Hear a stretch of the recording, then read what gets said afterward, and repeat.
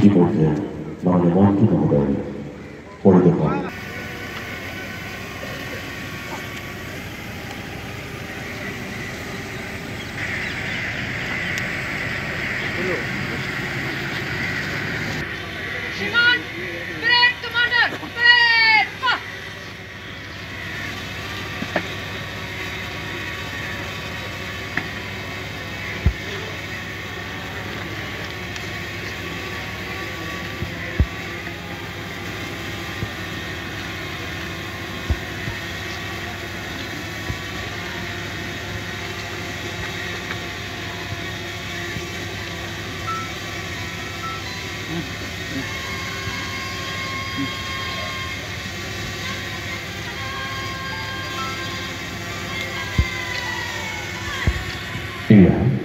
পঁচাত্তর সংখ্যক গণরাজ্য দিবস উপলক্ষে রাষ্ট্রীয় পতাকা প্রতিরোধ করা হয়েছে।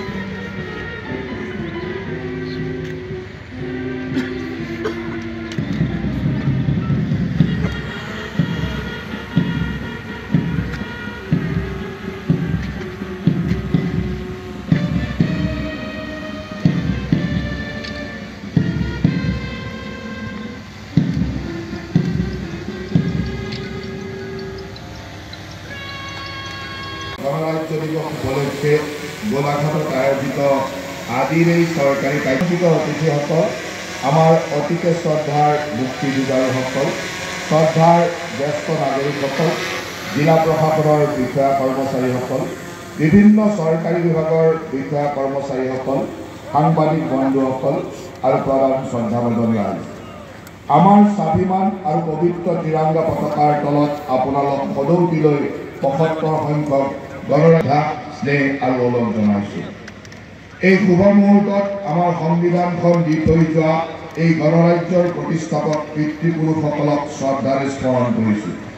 সংবিধানখনে আমাৰ সাৰ্বভৌম সমাজবাদী আৰু গণতান্ত্ৰিক গণৰাজ্যৰ নিশ্চিতি প্ৰদান কৰিছে।